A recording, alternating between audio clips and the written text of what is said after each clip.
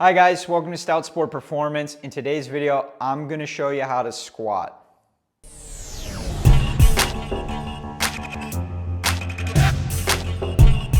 Before we start, it's important to know different versions of the squat are going to require slightly different techniques. What we're going to go through here is about a 5-step sequence that it's going to carry over to most versions of the squat that you're going to perform.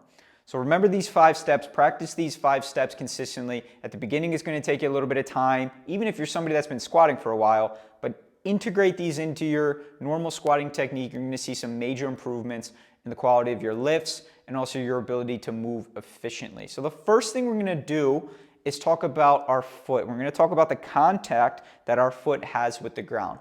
Now what we want here is about a 3-point contact, and that's going to keep the entire foot on the ground. We're going to need that to have a stable base of support to move efficiently. So the 3 parts we're going to have here is some contact at the ball of the foot, and we got to keep the toes down as well.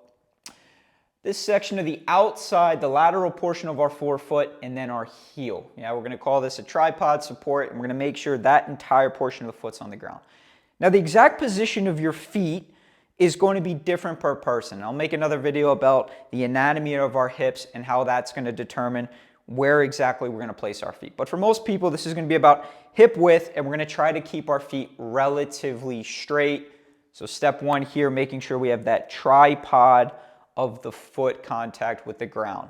So after step 1, we're going to now talk about step 2, and that's going to be an external rotation of our hips while maintaining that same foot position. And you can see what happens when I do that, and I externally rotate my hips, my knees open to the side, and you're going to feel really stable and secure when you do that. Now, before I show you step 3, I want to show you why that matters, this external rotation. So we're going to take the example here.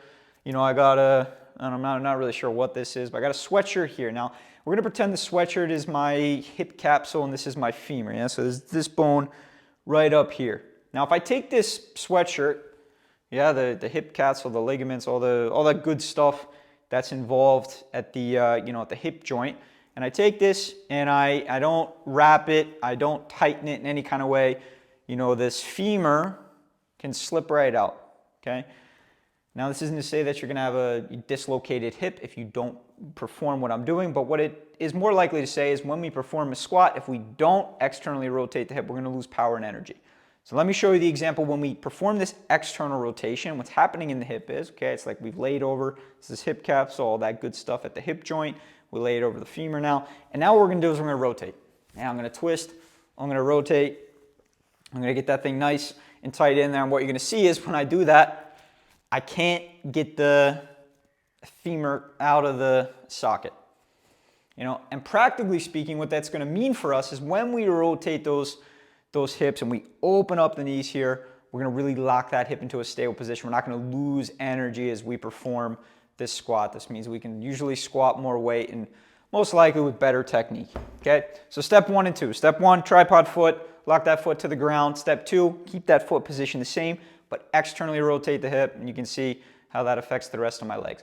Step 3 is going to be important. This is going to be bracing. Now, this won't matter when you're doing a body weight squat, but as you start squatting with weight, and especially a lot of weight, this is going to be extremely important.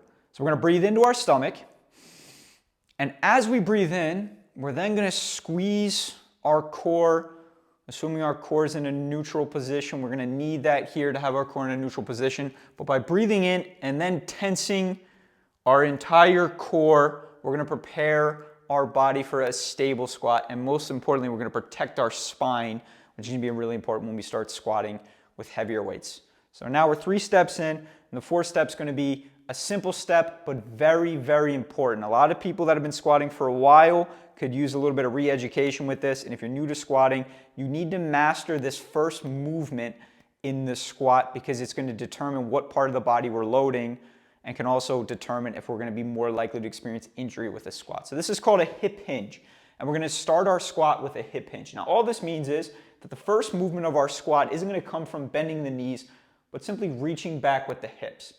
Now we've known we've done this right when we feel a little bit of stretch here in the glutes or maybe a little bit of stretch in the hamstrings.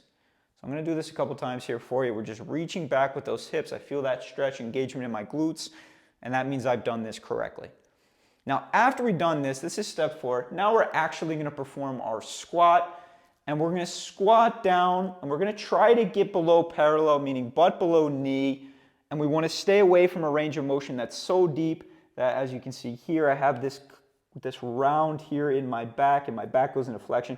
We want to avoid that, okay? It doesn't mean we can't work to try to create lower ranges of motion with time, but especially to start, squat to a position where you can maintain this flat neutral back and a braced core. It's going to be a better position for your spine. Return to the start. So that is our squatting technique. These things are going to carry over to most versions of the squat that you do. Let's go through that sequence one more time and then perform a couple repetitions.